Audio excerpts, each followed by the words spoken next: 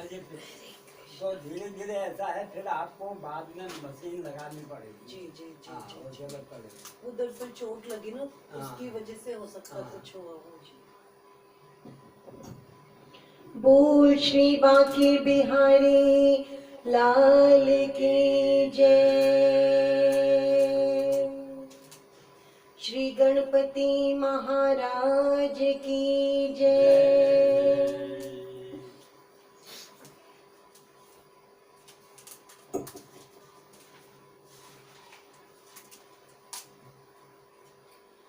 गणपति जी गणेश नु मनाइए, सारे काम रास होणगे। गणपति जी गणेश नु मनाइए, सारे काम रास होणगे। हर काम नाल पहला ही ते आइए, सारे काम रास होणगे। गणपति जी गणेश नु मनाइए, सारे काम रास होणगे। गौरा माता मान है गणपत, गौरा माता मान है गणपत। शिव जी दावर दान है गणपत, शिव जी दावर दान है गणपत। पहला लड्डूआं दा भोग लगाइए, सारे काम रास होणगे। गणपति जी गणेश नु मनाइए, सारे काम रास होणगे, सारे काम रास होणगे, सारे काम रास होणगे।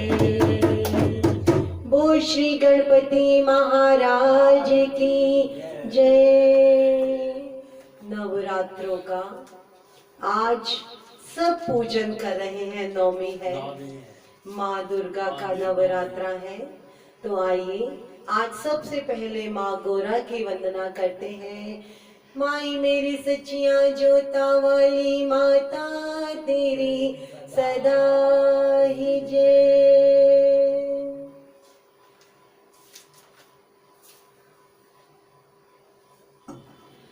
झूठी दुनिया से मन को हटा ले, झूठी दुनिया से मन को हटा ले।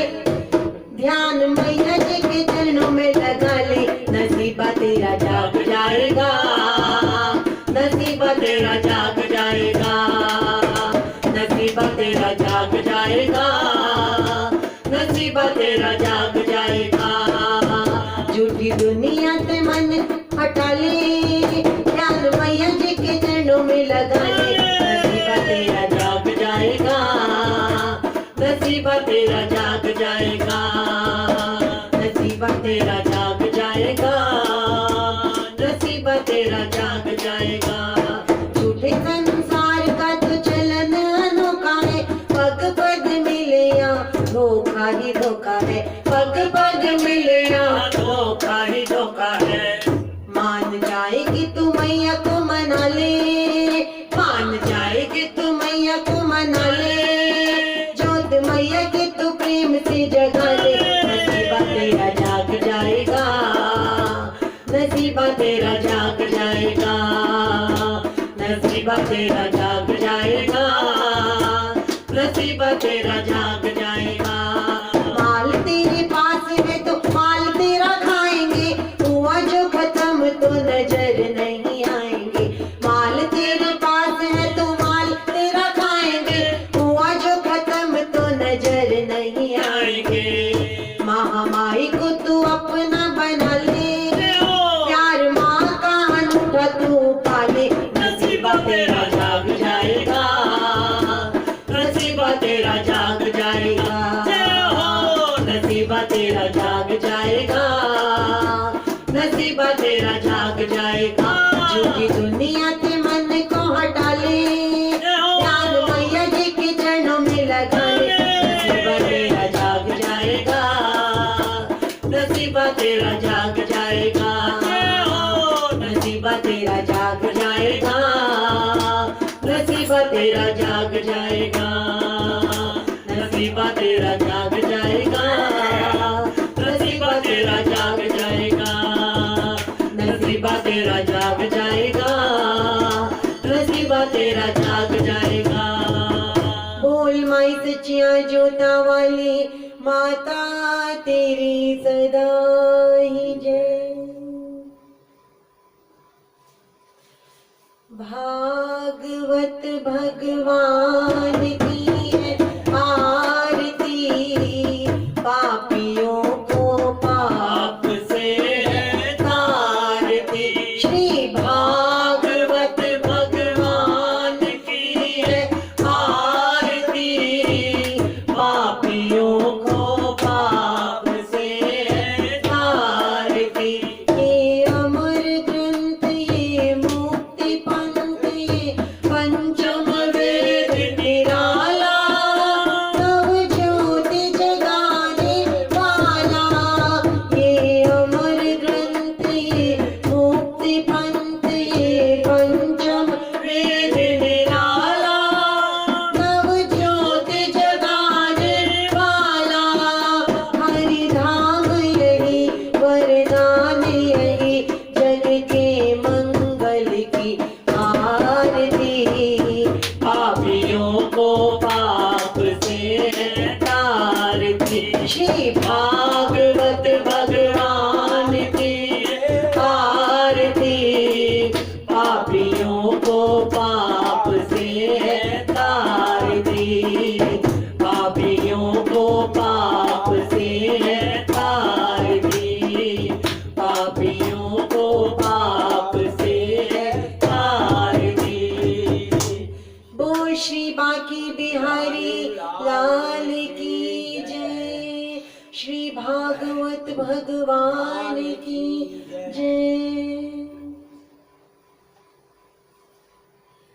श्री सुखदेव जी बहुत सुंदर कथा का श्रवण राजा परीक्षित को करा रहे हैं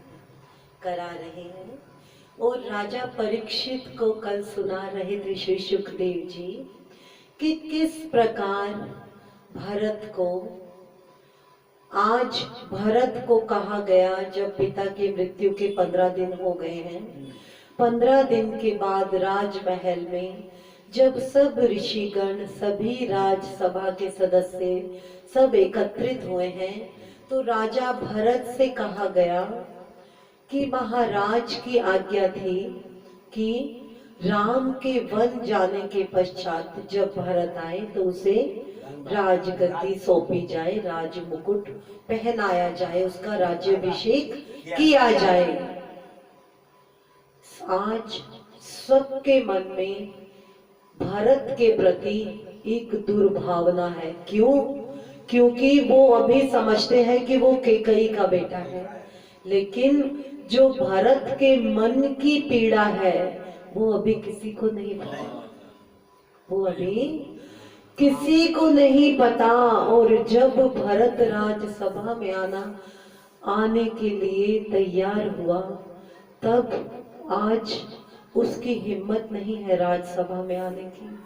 वो कहता है कि मैं अपना ये काला मुंह कैसे अपनी सभा को दिखाऊं, मैं अपना ये मुख लेकर कैसे उन सबको दिखाऊं कि मेरी माँ के द्वारा जो कृत्य हुआ है, जो मेरी माँ ने जो कार्य किया है, उसका दोषी मैं हूँ, उसका दोषी मैं हूँ। क्योंकि मेरे निहित, मेरे स्वार्थ हित मेरी माँ ने मेरे बड़े भाई, पिता समान मेरे भाई को वन में भेज दिया, वन में भेज दिया। भरत बहुत बहुत दुखी है। अब देखिए भरत जब आए हैं राजमहल में, तब ऋषि वशिष्ठ ने उन्हें कहा कि पुत्र भरत, आज हम सब मिलके आपका, राजा दशरथ की आज्ञा अनुसार मिलके हम आपका राज्याभिषेक करते हैं। तो भरत ने कहा, ऋषिवर मैं समस्त आप ऋषि गणों से, समस्त प्रजाजनों से, समस्त राज्यसभा के सदस्यों से साष्टांग प्रणाम कर मैं क्षमा चाहता हूँ और प्रार्थना करता हूँ कि आप जो मुझे सजा देना चाहे दें, क्योंकि मेरी वजह से ये सब हुआ है। मेरा एक कण मात्र भी मेरा ऐसा मेरी इच्छा नहीं कि मैं इस राजगद्दी को संभालूं। मेरी राजगद्दी तो मेरे भाई के चरणों में है।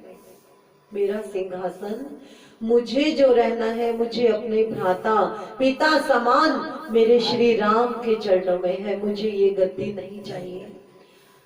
जब सबने सुना, भरत कहते हैं, रो रहे हैं भरत, अश्रु निकल रहे हैं कि हे माँ के कई, ये तूने क्या किया? मैं तेरी कोख में आते हुए ही खत्म क्यों ना हो गया? अगर मैं उस वक्त ना होता तो शायद आज का ऐसा अशुभ दिन मुझे देखना ना पड़ता, मुझे देखना ना पड़ता। भरत की ऐसी व्यथा रूपी बातें सुनकर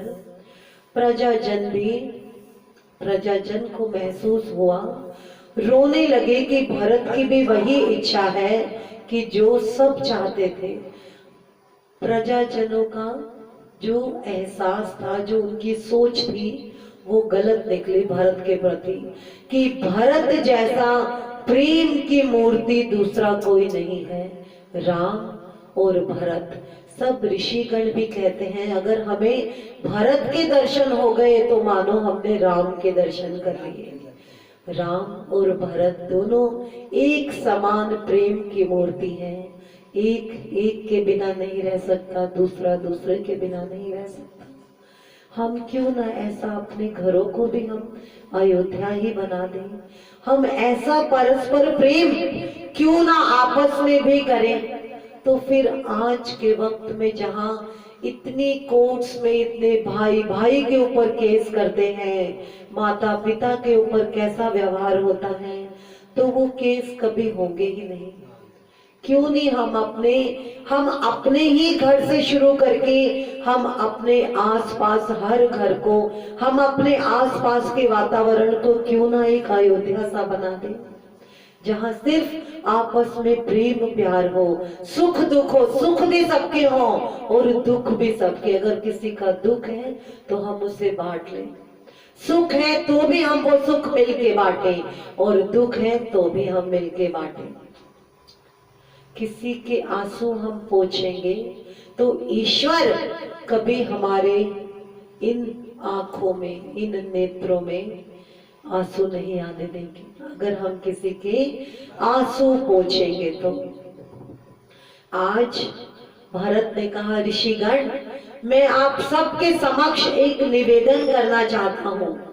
क्यों ना हम सब वन में हम अपने बड़े भाई के पास चले, हम बड़े भाई श्री राम के पास चले, उन्हें लिवा कर लेकर आए कि आपकी अयोध्या अब अनाथ हो गई है, पिताजी भी नहीं रहे और अगर आप भी इस अयोध्या को नहीं संभालेंगे तो प्रभु ये अयोध्या का क्या होगा।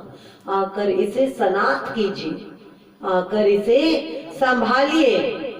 जब भरत ने ये बात की तब सब प्रजाजन का कोई खुशी का ठिकाना नहीं रहा। प्रजा कहती है उस वक्त तो श्री राम हमें सोता छोड़ के चले गए, लेकिन आज ऐसा नहीं होगा। भारत ने घोषणा करवा दी, प्रजाजनों में से जो भी मेरे साथ श्री राम को लिवाने चलना चाहता है, सुबह वो वक्त से यहाँ सब इकट्ठे हो जाए, सब तैयार हो जाए। पूरी प्रजा में आज फिर से उत्साह है कि अपने श्री राम को हम लेकर आएंगे, अपने श्री राम को हम लेकर आएंगे। आज केकई के ऊपर से काल ने अपना काल रूपी हाथ हटा लिया है। विघ्नेश्वरी देवी आज छोड़ चुकी है केकई को। आज केकई फिर तड़प रही है अपने उसी पुत्र के लिए जिसे वो सबसे ज्यादा प्रेम करती थी, जिसे अर्थात श्री राम को केकई सबसे ज्यादा प्रेम करती थी। आज उसका मन तड़प रहा है कि मैं जल्दी से वन जाऊं और अपने पुत्र से क्षमा याचना करूं। क्या वो मुझे माफ भी कर पाएगा? क्या वो मुझे कभी माफ भी कर पाएगा? और देखिए सब प्रजा निकल पड़ी है और भरत कहता है मैं पैदल जाऊंगा। तब सब प्रजा ने कहा अगर भरत जी रथ पे नहीं बैठेंगे तो हम नहीं जाएंगे। माँ कौशल्या ने भी प्रेम से कहा भरत रथ पे सवार हो, रथ पे चढ़ के चलो। सब लोग रथ पे सवार हुए। जब नदी किनारे आने पहुंचने लगे तो गुहू जो था, गुहू को समाचार दिया गया कि राजा भरत अपनी बहुत बड़ी सेना लेकर इधर आ रहे हैं।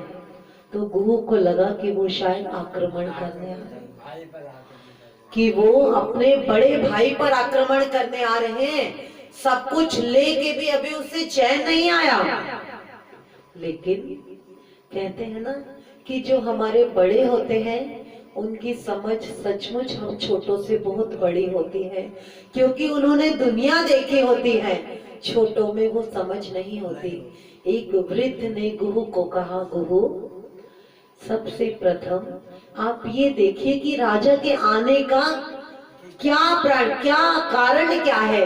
राजा भरत जो इस वक्त अयोध्या के हैं वो किस वजह से आ रहे हैं। हमें बिना सोचे समझे किसी पर आक्रमण करना उचित नहीं करना चाहिए। गुरु को ये बात समझ में आई।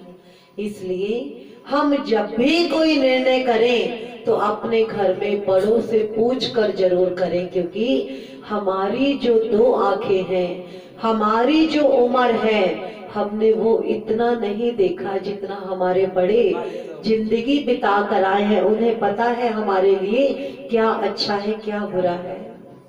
और फिर हर कर्म को हमने नारायण के चरणों में रखना है। हे नारायण तू ही हमारा केवनहार। देखिए जब भरत आए तो गुहू उनसे मिले और सुमंत्र भी है वहां। सुमंत्र ने आके बताया भरत को कि ये श्री राम के मित्र है गुहू। राजा भरत ने गुहू को उसी प्रकार अपने गले लगा लिया जैसे वो अपने बड़े भाई को गले लगाते हैं। जैसे आज श्री राम उन्हें मिल गए हो, गुहू की खुशी का ठिकाना ना रहा। और भरत कहते हैं कि हे गुहू आपको गले से लगाया मेरे श्री राम ने, मैं ऐसा मानूंगा कि मैं आज अपने श्री राम के गले लग गया। मैं अपने श्री राम के गले लग गया और फूट फूट कर रोने लगे भरत। गुहू को अपनी गलती का एहसास हुआ कि अगर मैं इनके ऊपर आक्रमण बोल देता तो मेरे से बुरा कोई नहीं होता, कि इनके मन में तो राम के प्रति कितना प्रेम है। गुहू को कहते हैं गुहू मुझे वो राज्य नहीं चाहिए, मेरे मन में किंचित मात्र भी इतनी इच्छा नहीं कि मैं उस राज्य को लूं। मेरा राज्य तो मेरे भाई के चरण है, मेरा राज्य तो मेरे श्री राम के चरण है, मुझे उनके चरणों में रहना है, मेरा जीवन उनका जीवन है, मैं उनके बिना नहीं रह सकता। मुझे बताओ मेरे भाई, मेरे बड़े भाई कहाँ पर हैं, क्या तुम जानते हो? गुहू ने कहा आप यहाँ थोड़ा आराम कीजिए, मैं सब प्रजाजनों के खाने का प्रबंध करता हूँ। गुहू उनके आगे बहुत कुछ लेके आए भरत के आगे, लेकिन भरत ने किसी चीज को ग्रहण नहीं किया।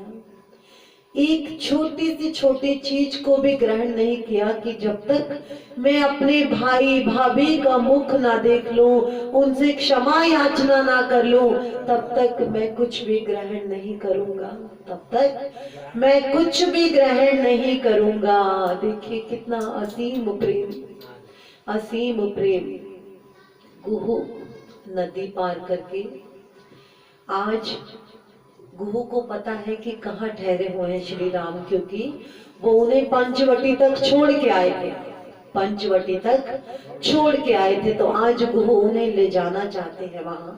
जब नदी पार की, भारद्वाज मुनि का आश्रम है, तब भरत कह रहे हैं कि मैं उन्हें अपना मुखड़ा कैसे दिखाऊं, मैं उन्हें अपना मुखड़ा कैसे दिखाऊं। और जब नदी पार की, नदी पार करने के बाद तो प्रभु श्री राम पैदल ही गए थे, तब भरत ने कहा कि मैं यहाँ से पैदल ही नंगे पैर जाऊंगा। और जब भारद्वाज मुनि के आश्रम में पहुंचे तब उनके चरणों में गिर गए। भरत की मुनिवर, मुनिवर मेरा कोई दोष नहीं, मुनिवर मुझे क्षमा कीजिए, मेरी माता ने जो किया उसमें मेरा कोई दोष नहीं, मेरा कोई हाथ नहीं, मेरी कोई इच्छा नहीं, मुनिवर मुझे क्षमा कीजिए। ना जाने इस धरती पर मैंने ऐसा कौन सा पाप किया जिसका कलंक मुझ पर आके ये लगा। हे मुनिवर, मैंने अपने श्री राम के लिए कभी वन नहीं चाहा, मैं उनके लिए रहने को तैयार हूँ। आप उन्हें कहिए, उन्हें समझाइए कि वो आके अपना राज्य संभाले। मुनिवर की आंखों से अश्रु बहने लगे। मुनिवर कहते हैं, भरत ये तो राम की कृपा है, ये तो राम की कृपा है, जितना तू प्रेम करता है उतना ही प्रेम श्री राम तुझे करते हैं। वो एक पल भी उनका ऐसा नहीं बीतता जब वो तुझे याद ना करते हो, जब वो तुझे याद ना करते हो। भरत के मन में थोड़ी प्रसन्नता हुई कि मेरा भाई मुझे याद तो करता है, कम से कम शायद मुझे माफ कर देगा, शायद मुझे माफ कर देगा। अब जहाँ पंचवटी में श्री राम ठहरे हैं, श्री राम के आसपास कई भील रहते थे, जो भीलों का काम था लूट के खाना। लेकिन जब से श्री राम, माता सीता और श्री लक्ष्मण का वहां निवास हुआ, भीलों को सदगति प्राप्त हो गई, सद्बुद्धि आ गई। अब वो किसी को लूटते नहीं थे।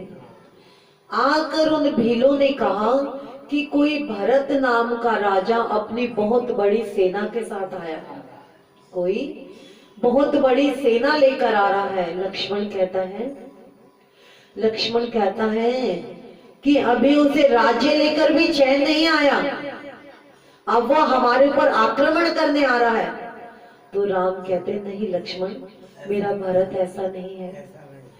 सीता कहती है, आज जब सुबह पंचवटी में सीता उठी थी, आज सीता ने उठते ही श्री राम से कहा था, स्वामी मैंने आज एक अशुभ स्वप्न देखा। माताओं के वेश शुभ सूचक नहीं थे, माताओं के वेश शुभ सूचक नहीं थे। मैंने आज भरत भैया को भी देखा स्वप्न में, कुछ मुझे अच्छा नहीं लगा।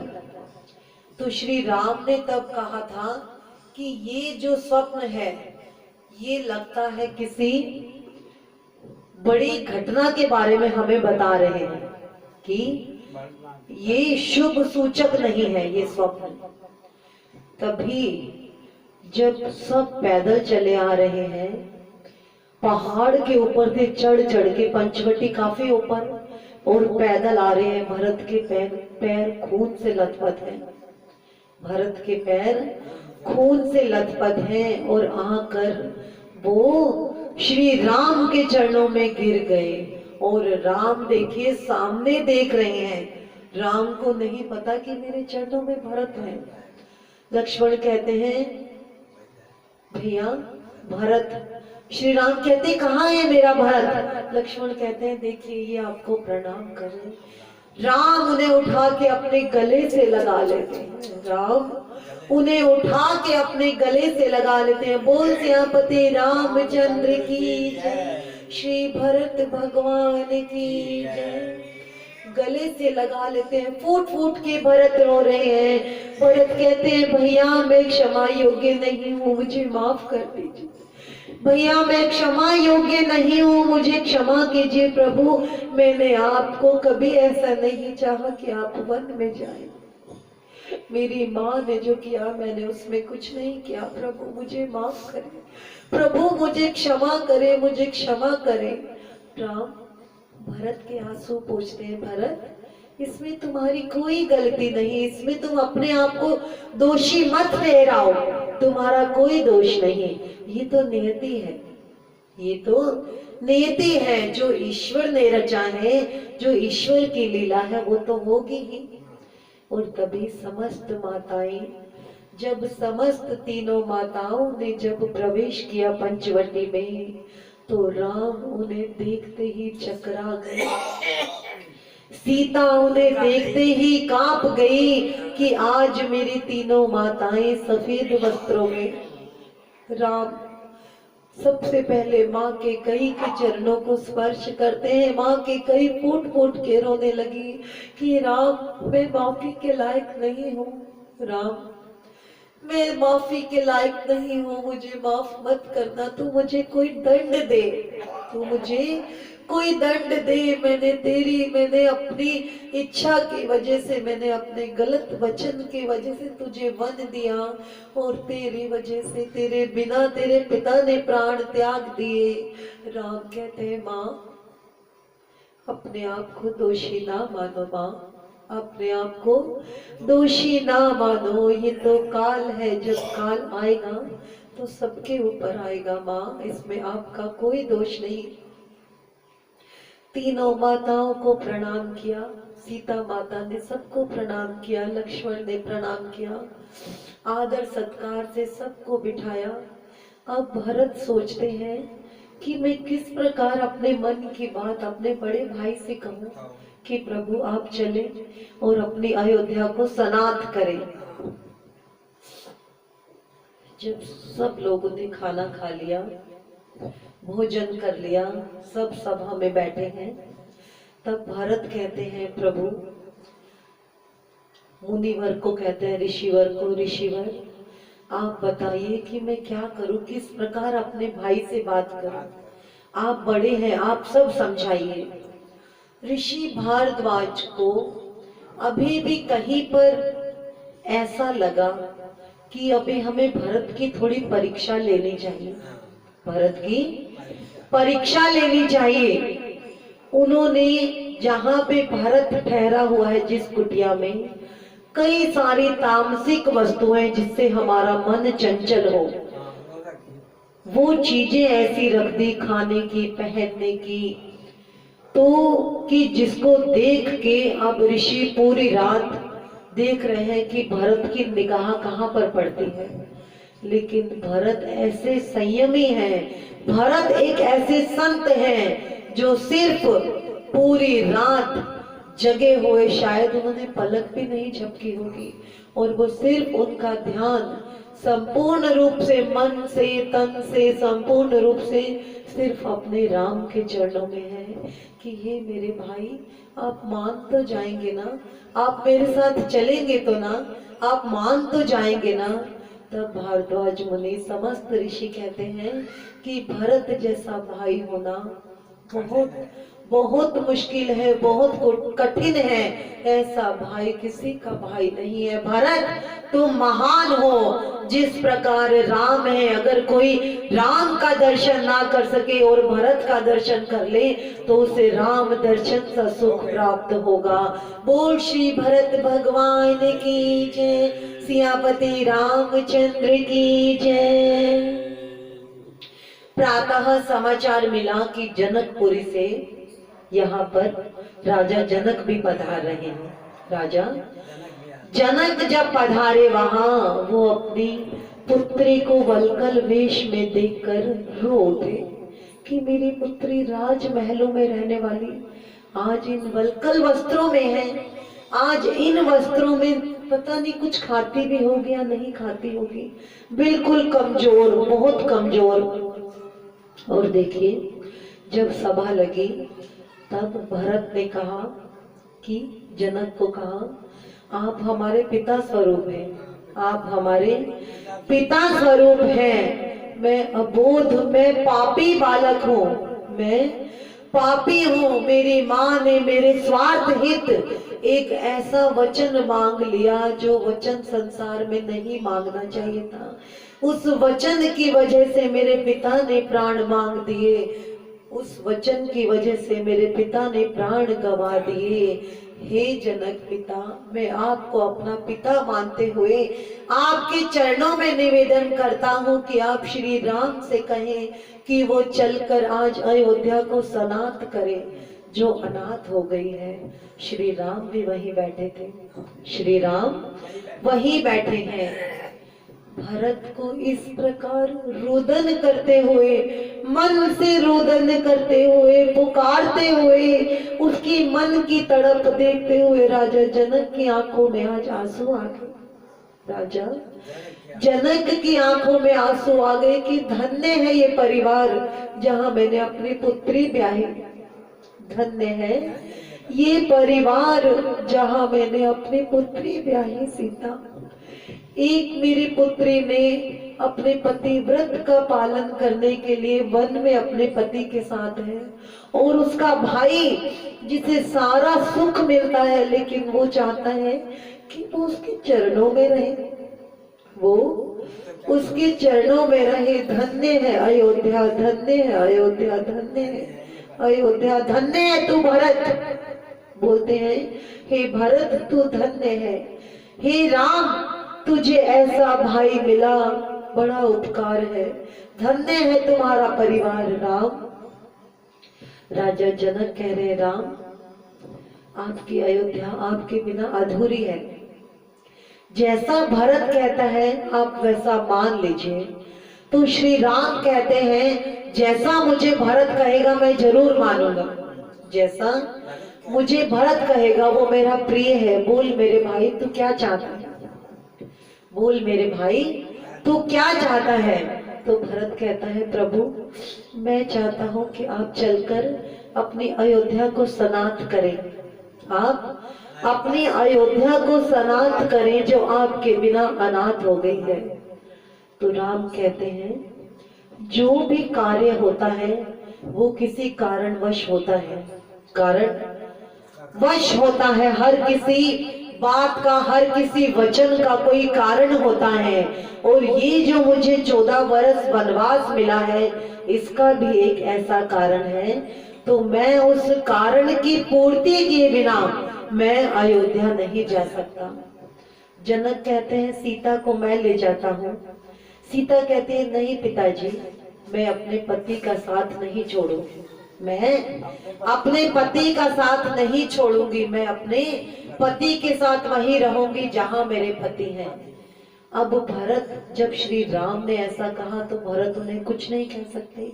भरत कहते हैं तो मुझे कुछ ऐसा दीजिए जिसके सहारे मैं अपना जीवन आपकी तरह बिता सकूं, आपकी कोई ऐसी वस्तु जो मैं अयोध्या ले जाकर अयोध्या वासी उसकी वजह से अपना जीवन यापन कर सके। तो आज देखिए भरत को श्री राम ने अपनी चरण पादुका दी, अपनी चरण पादुका दी। जिस चरणों में वो रहना चाहता है उन चरण पादुकाओं को भरत अपने मस्तक पर पधार कर, अपने मस्तक पर पधार कर आज अयोध्या को वापस जा रहा है। नैनों में आंसू लिए और प्रण करता है कि भैया भैया मेरे बड़े भाई मेरे श्री राम आज से आपके सिंहासन पर ये आपकी चरण पादुका ही रहेगी, आप ही पालन करेंगे। और मैं प्रण करता हूँ जैसा वेश आपका है आज से मैं भी उसी वेश में 14 बरस तक अयोध्या में कुटिया बनाकर वैसे ही रहूंगा। और राम ने तो कंदमूल कुछ तो खा लेते थे, लेकिन जो भरत का भोजन था, जो गाय गोबर भी करती है ना, जो निकलता था उस जौ को उबाल के वो पानी पीते थे। राम से भी कठिन जिंदगी बिताई 14 वर्ष तक भरत ने कभी राजमहल की तरफ मुख नहीं किया। 14 वर्षों तक राजमहल की तरफ मुख नहीं किया कि जब तक, और प्रण किया कि 14 वर्षों के बाद अगर आपने एक दिन की भी देरी की तो ये भरत अपने प्राण त्याग देगा, भरत अपने प्राण त्याग देगा, मैं आपकी आज्ञा अनुसार जा तो रहा हूँ। और भरत देखिए अपनी उसी प्रकार अयोध्या को चलाने लगे। और आज इधर देखिए श्री राम ने सीता से कहा सीता अब लीला रचने का टाइम आ चुका है, लीला रचने का टाइम आ चुका है, असुरों के संहार का वक्त आ चुका है। तो मैं चाहूंगा कि अब तुम अपना जो असली स्वरूप है वो अग्नि देव को समर्पित कर दो। अग्नि देव जो है वो माता सीता के पिता है। अग्नि देव ने जो सीता की जो छाया थी, ऐसा कहा जाता है जब रावण ने हरण किया सीता का, तब सिर्फ सीता की छाया का किया था, सीता की छाया का किया था। तो आज श्री अग्नि देव को सीता सौंप दी थी कि मैं आपके हाथों में सीता सौंपता हूँ, और सिर्फ उसकी छाया, उसका एक रूप प्रतिरूप श्री राम के पास रह गया था, श्री राम के पास रह गया था। अब देखिए, जब रावण की बहन शूर्पणखा विहार रही है आकाश में, क्योंकि राक्षसी है वो, उसने देखा बड़े सुंदर दो नवयुवक, उसने सोचा मैं उनसे विवाह करूं। ईश्वर है ही इतने सुंदर, ना केवल राक्षसी नहीं, कोई नॉर्मल इंसान भी होगा प्रभु को देख के आकर्षित होते हैं, और वो तो राक्षसी थी, वो भी उन्हें देखकर आकर्षित हो गई। उसने अपना बड़ा सुंदर रूप बनाया और राम से कहा कि मैं तुमसे विवाह करना चाहती हूँ। राम ने कहा, देवी मैं विवाहित हूँ, आप मेरे भाई से विवाह कर लीजिए। सामने लक्ष्मण काम कर रहे थे। लक्ष्मण को देख के शूर्पणखा ने सोचा ये भी अति सुंदर है, एक ही बात है, चाहे मुझे ये मिले चाहे ये मिले। जब लक्ष्मण से उसने कहा, लक्ष्मण ने उसे मना कर दिया कि मैं तुमसे विवाह नहीं कर सकता। लेकिन वो क्या कहने लगी, अगर तुम विवाह नहीं करोगे, इस स्त्री की वजह से तुम मुझसे विवाह नहीं कर रहे, सीता की वजह से, और गुस्से में आके कहती है मैं राक्षसी हूं, मैं इसे खा जाऊंगी, और उसने राक्षसी वेश में आ गई। तब लक्ष्मण ने क्रोध में आकर तलवार से उसकी नाक काट दी, शूर्पणखा की नाक काट दी, और वो नाक पकड़ के चिल्लाती हुई आज अपने भाई के दरबार अर्थात रावण के दरबार में पहुंची। चिल्ला रही है, भैया भैया भैया। रावण कहते, शूर्पणखा ये किसने किया? कहती है, भाई वन में दो राजकुमार आए हैं, उनकी एक बड़े सुंदर, उनके वहां एक नारी है, मैं तो उस नारी को तुम्हारे लिए उठाने गई थी, और उन्होंने क्रोधवश दोनों में से एक भाई ने मेरी नाक काट दी। रावण को बहुत गुस्सा आया। उसने एक एक करके अपने कई राक्षस भेजे, और जो सब राम के हाथों मारे गए। अब रावण ने सोचा कि मुझे ही जाना होगा। भगवत गीता में रामायण जो है बहुत छोटी में दिया, सूक्ष्म रूप से दिया है, तो हम इसे सूक्ष्म रूप से ही बोलकर आगे बढ़ेंगे, ताकि हम भागवत कथा का आगे भी श्रवण कर सकें। देखिए, तो आज जब रावण आया है, ये मारीच जिसने विश्वामित्र जी के आश्रम में राम लक्ष्मण को देखकर जिसकी प्रवृत्ति बदल गई थी। आज वो राम का नाम लेता था, लेकिन काम रावण के करता था, उसके मन में राम बसे हुए थे।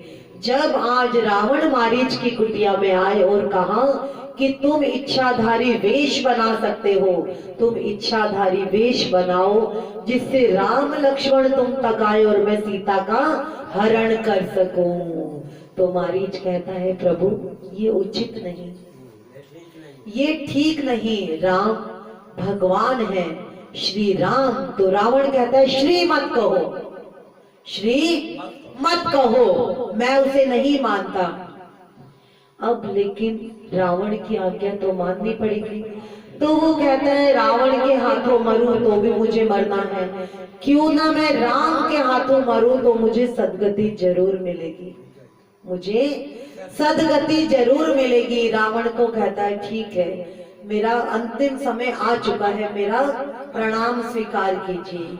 आज मारीच ने एक सोने के हिरण का रूप बनाया।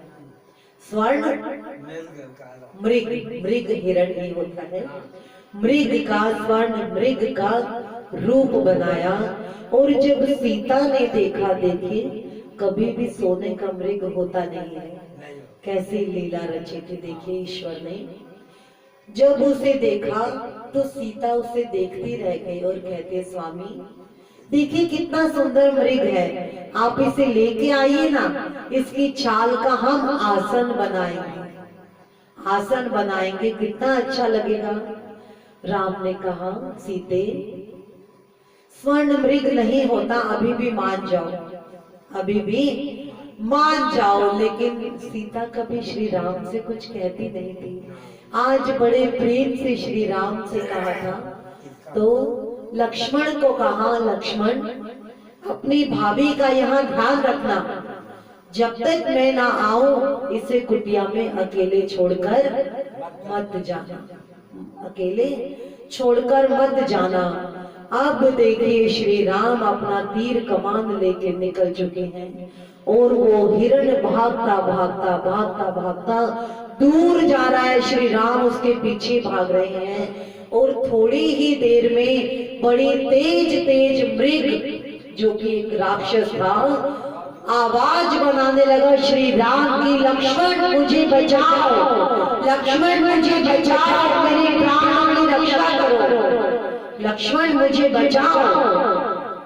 सीता सुन रही है, इतनी तेज ध्वनि है जो सीता के कानों में भी आ रही है, लक्ष्मण भी घबरा रहे हैं। सीता कह रही है, लक्ष्मण भैया, आपके भैया जरूर मेरे स्वामी किसी संकट में हैं, मेरे स्वामी जरूर किसी संकट में हैं, उनकी रक्षा करो, उन्हें बचाओ। तो लक्ष्मण कहते हैं कि मेरे भाई श्री राम कभी किसी संकट में हो ही नहीं सकते, कभी किसी संकट में हो ही नहीं सकते। कभी भी बैठिए ना, राधे राधे, कभी भी किसी संकट में हो नहीं सकते। तो कहती नहीं, मेरा मन बहुत घबरा रहा है भैया, आप प्लीज। और आवाज आ रही है, राम राम चिल्ला रहे, लक्ष्मण बचाओ, लक्ष्मण मेरी रक्षा करो, लक्ष्मण मुझे बचाओ। सीता कहती है, एक नारी जो होती है, जब पति की इस अवस्था को सुनती है तो उसका मन कांप रहा है। और वो लक्ष्मण को कहती है कि शायद तू नहीं चाहता कि तेरा भाई बचे, शायद तेरी नजर बुरी है। लक्ष्मण को बोलती है, लक्ष्मण जो सिर्फ अपनी माता सीता के चरणों में निगाह रखता था, आज माँ सीता के ऐसे वचन सुनकर बहुत दुखी हो गया। कहता है, माते मैंने आज तक अपने भाई की आज्ञा की अनुज्ञा नहीं की, मैंने अवहेलना नहीं की, आज मैं प्रथम बार अवहेलना करूंगा। लेकिन मैं आपको कहता हूँ, कुटिया के बाहर एक पत्थर से लकीर खींचता है, ये मैं एक लक्ष्मण रेखा खींच रहा हूँ। मेरा आपसे हाथ जोड़कर निवेदन है भाभी माँ, इसे पार मत करिएगा, इसे पार मत करिएगा। अगर आपने इसे पार किया तो उचित नहीं होगा, तो उचित नहीं होगा। आज वो लक्ष्मण रेखा जो हम छोड़ चुके हैं, हम किसी रेखाओं में नहीं होते ना, हमारी इच्छाएं न जाने कहाँ कहाँ रहती हैं। हमें जितना ईश्वर ने दिया है हम उसका धन्यवाद नहीं करते और सोचते हैं कि उसके पास बहुत है, उससे ज्यादा हमें मिले। जो है हम उससे सुखी नहीं है, जिसके पास है उसको देख के दुखी होते हैं। अरे हम क्यों सुख नहीं होते, क्यों सुखी नहीं होते? इतना अच्छा शरीर दिया, सांसें दी, बोल दिए, क्या कमी है? उनसे पूछो जो बेचारे बोल नहीं सकते, जो बेचारे खा नहीं सकते, हमें सब कुछ दिया तो है। ऐसे कितने हैं जो बेचारे बिना वस्त्रों के हैं, हमें इतने अच्छे वस्त्र तो दिए हैं। कहाँ हमने सब लक्ष्मण रेखाएं लांग दी, हमने सब लक्ष्मण रेखाएं लांग दी। ईश्वर ने हमारे को इतना अच्छा जीवन दिया, हमने उस जीवन रेखा का भी कोई पालन नहीं किया। हम समझते हैं कि ईश्वर ने हम पर उपकार किया, हमें पैदा करके हम इतने घमंडी हो गए, अभिमानी हो गए, लेकिन ये नहीं पता कि हम एक फूंक से एक पत्ता तक नहीं हिला सकते। और क्या कर सकते हैं? क्या हमें पता है हमारा कब अंतिम समय है? कुछ नहीं पता। फिर क्यों हम इतना अभिमान किए रहते हैं प्रभु? क्यों? जब देखा रावण छुप के देख रहा था कि अब लक्ष्मण चला गया।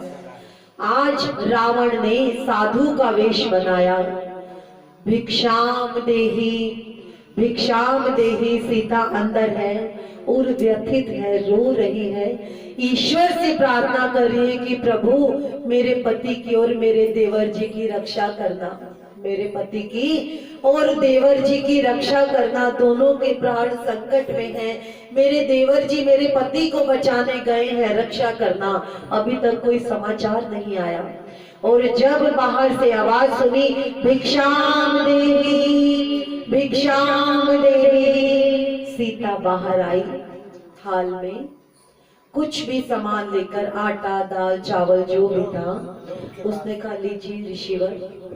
ऋषि ने कहा पुत्री बाहर आके दीजिए, मैं इस प्रकार से नहीं भिक्षा लेता। तो कहती है स्वामी ऋषिवर मुझे आज्ञा नहीं है बाहर आने की, मेरे देवर जी लक्ष्मण रेखा खींच के गए हैं, इसे पार आने की मुझे आज्ञा नहीं है।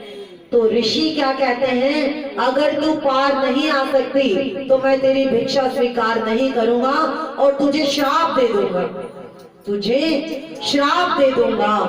अब माता सीता क्या करे?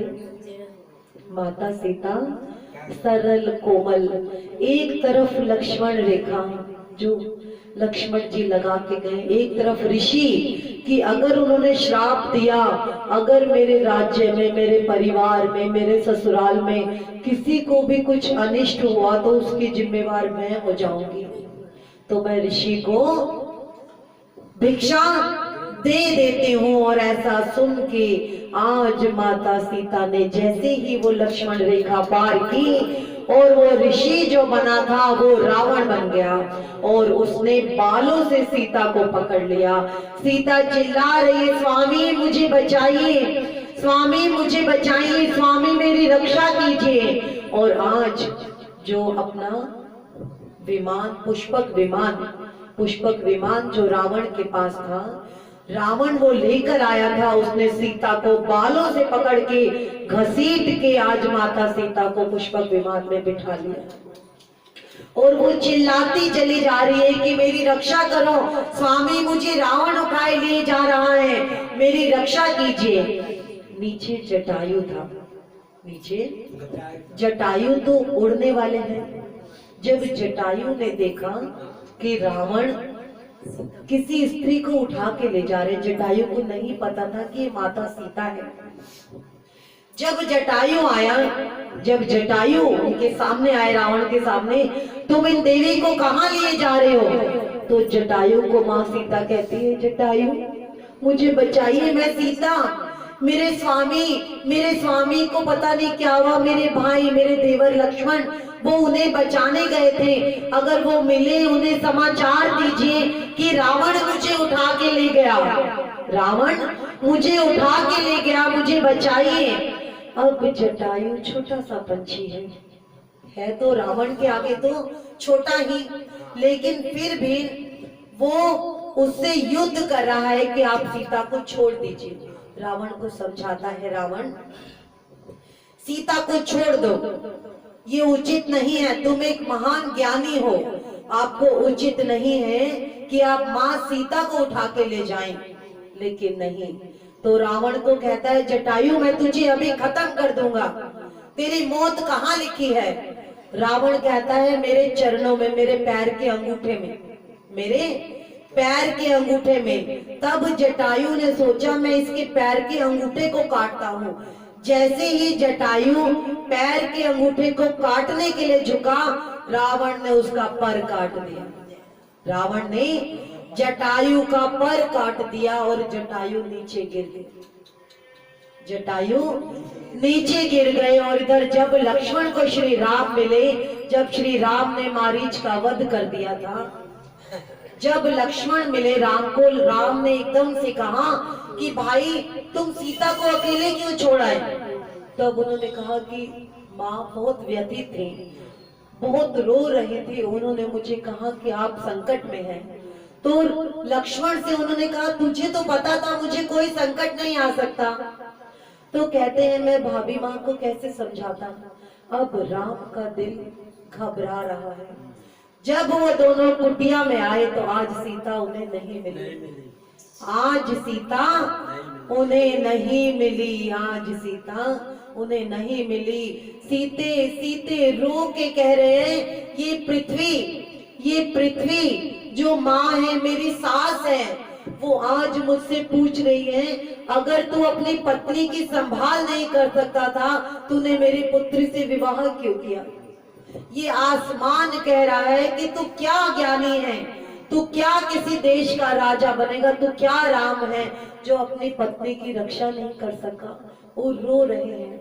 सीते सीते सीते चिल्लाते चिल्लाते हर जगह चल रहे हैं। पैर एकदम से जटायु को लगा।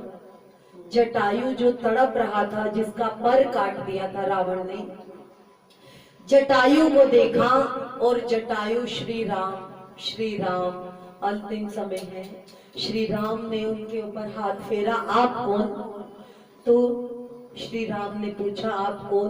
तो उसने कहा मैं जटायु। आप? मैं राम। तो श्री राम, जय श्री राम, जय श्री राम। जटायु ने कहा कि मैंने माता सीता को बचाने का बहुत प्रयत्न किया, लेकिन दुष्ट रावण ने जो दक्षिण दिशा में माता सीता को लेके गया है, उसने मेरे पर काट दिए। मैं माता सीता को नहीं बचा पाया। मैं माता सीता को नहीं बचा पाया। राम रोने लगे। राम को जटायु की व्यथा देखकर रोना आ गया। जटायु को कहते हैं पुत्र। राम कहते हैं क्या मैं ये तुम्हारा दर्द ठीक कर दूं? तो जटायु क्या कहते हैं, अंत समय में भी दुनिया में बड़े बड़े ऋषि गण भी अंत समय में उनके मुख पर राम का नाम नहीं आता। आप तो अंत समय में मेरे सामने हैं, तो मुझे अपने दर्द को सही नहीं करना। अब तो आप मुझे अपने हाथों से मुक्ति दे दीजिए बस, ताकि मैं आपके वैकुंठ में जा सकूं। मेरा जीवन आज सफल हो गया। बस दुख ये है कि मैं माँ सीता को बचा ना पाया। मैं माँ सीता को बचा ना पाया। और राम ने उनके जब सिर पे हाथ फेरा, अंतिम सांस ली जटायु ने। आज जटायु का दाह संस्कार जो राम ने किया, ऐसा उन्होंने कहा कि मैं आपका संस्कार उसी प्रकार कर रहा हूँ जैसे मैं अपने पिता दशरथ का संस्कार कर रहा हूँ। और रोने लगे। आज उनका मन व्यथित है कि एक पंछी ने सीता के लिए अपने प्राण त्याग दिए, सीता के लिए अपने प्राण त्याग दिए। और रोते रोते उसे दाह अग्नि दी और आगे चल दिए। फिर सीता सीता करते हैं। हनुमान से आज उनकी मुलाकात हुई। अभी हनुमान बोल श्री बांके बिहारी लाल की जय, बजरंग बली हनुमान की जय। बजरंग बली को जब दर्शन दिए श्री राम ने, बजरंग बली पैदा ही इसीलिए हुए थे कि इस युग में जो उन्होंने रुद्र अवतार लिया था, हनुमान जी का जो अवतार लिया था, वो आज इस युद्ध में उनकी मदद के लिए तो लिया हुआ था। आज जब श्री राम मिले उनसे, तो आज बहुत गदगद हो गए हनुमान जी। और हनुमान जी कहते हैं कि मेरा मित्र है सुग्रीव जो बहुत कष्ट में है। मैं चाहता हूँ हे श्री राम, आप उनकी मदद कीजिए ताकि वो सब फिर हम माता सीता को ढूंढने में सब मिल के काम करेंगे। और जब सुग्रीव ने बताया कि किस प्रकार बड़े भाई बाली ने उसका सब राज्य ले लिया, उसकी पत्नी को भी हर लिया, मेरी रक्षा कीजिए। और जो राम की शरण में आएंगे उनकी रक्षा तो श्री राम हमेशा करेंगे। हमेशा श्री राम करेंगे। तब बाली और जो सुग्रीव का युद्ध हुआ, वहां एक बार तो श्री राम मार नहीं पाए, क्योंकि बाली और सुग्रीव के दोनों के मुखड़े एक जैसे, क्योंकि वो जुड़वा भाई थे। अगली बार श्री राम ने कहा कि सुग्रीव के गले में माला और बाली के गले में माला नहीं थी। तब पेड़ के पीछे से जब बाली को जो तीर मारा श्री राम ने, तब बाली ने कहा था कि मेरा कोई दोष नहीं था, तुमने क्यों मारा मुझे? तुम श्री राम हो, तुम भगवान हो, तुम्हारा काम है दोषियों को सजा देना। मैंने तुम्हारे प्रति कोई दोष नहीं किया, मैंने तुम्हारे प्रति कोई दोष नहीं किया, तुमने मुझे क्यों मारा? किस हक से तुम्हारे को क्या हक था मेरे प्राण लेने का?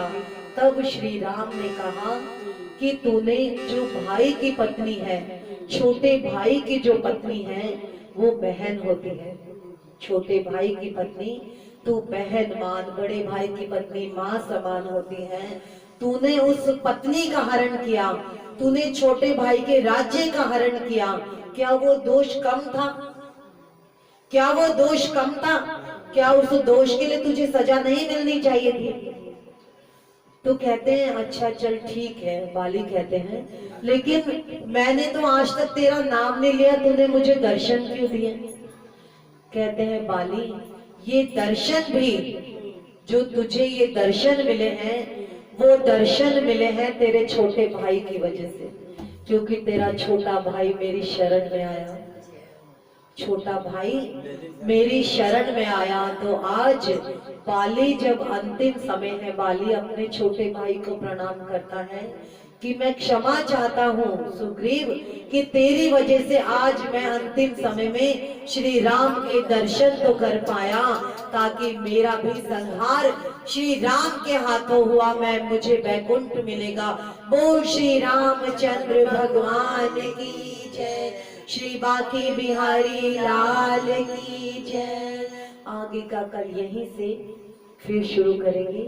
श्री भागवत भगवान की है आरती, पापियों को पाप से है तारती, ये शांति गीत पावन पुनीत, पापों को मिटाने वाला, हरि दर्श दिखाने वाला, ये शांति गीत पावन पुनीत, पापों को मिटाने वाला, हरि दर्श दिखाने वाला, यह सुख करने यह दुख हरने, श्री मधुसूदन की आरती, पापियों को पाप से है तारती, श्री भागवत भगवान की है आरती,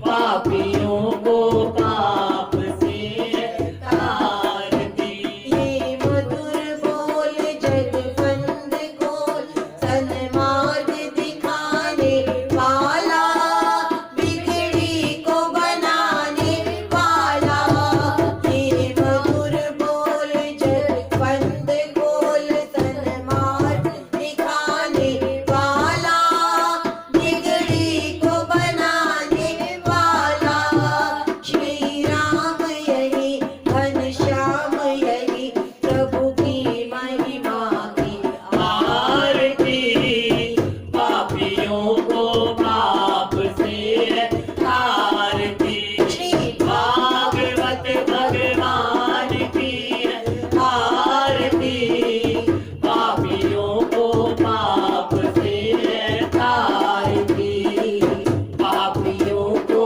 पाप से है तारती, पापियों को पाप से है तारती। बोल श्री बांके बिहारी लाल की जय। हे प्रभु, आज के इस पावन समय के लिए हम आपका कोटि कोटि धन्यवाद करते हैं आज के दिन में यही पवित्र समय आपके चरणों में बीता। जितना भी और समय है ईश्वर आपके सुमिरन में ही बीते, आपके ध्यान में, आपके कीर्तन में ही बीते। बोल श्री बांके बिहारी लाल की जय।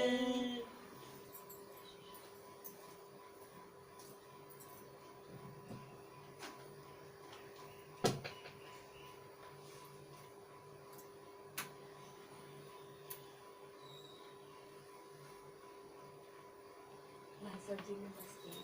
हाँ जी नमस्ते नमस्ते नमस्ते। अच्छा किया आया।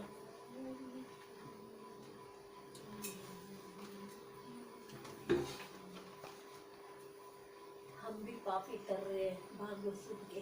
हाँ। नहीं हाँ जी ये तो है ही हो गया। मतलब बुराइयां तो हमें सब में कोई जाती ना कोई नहीं ना। हमें कोई ना कोई नहीं, कमी नहीं रहती नहीं, है। देखो हमसे कितना पाप होता है हाँ। दिन में कितना पाप। हाँ मतलब पाप- जाने अनजाने बहुत बहुत छुपा अच्छी है। बात है। और क्या, सब ऐसे ही हो जाता है। कोई बात नहीं, तो भगवान के कान में नाम तो जाता फिर है। ध्यान नहीं रहता, भगवान का ध्यान नहीं प्रसाद करते, पकड़े। है जी, भूल जाते अरे हैं। अरे वाह। भगवान का ध्यान नहीं करते। नहीं, हम तो वहाँ पे भी होते तो भी सुनते, जैसे टाइम लगता है बच्चा नहीं बात नहीं, एक गोल कर ही लीजिए थोड़ा। अच्छा अच्छा। उस भगवान जी इतने दिन भर में पता नहीं कितने जिंदगी में पाप किए, पता नहीं वो माफी लायक है। नहीं, आप तो सबको तार रहे हो भाई, आप तो सबको तार रहे हो। हाँ। जितनों के कानों में जाते हो तर ही रहे हैं। मतलब भगवान का नाम सुनना ही बहुत बड़ा हुआ है।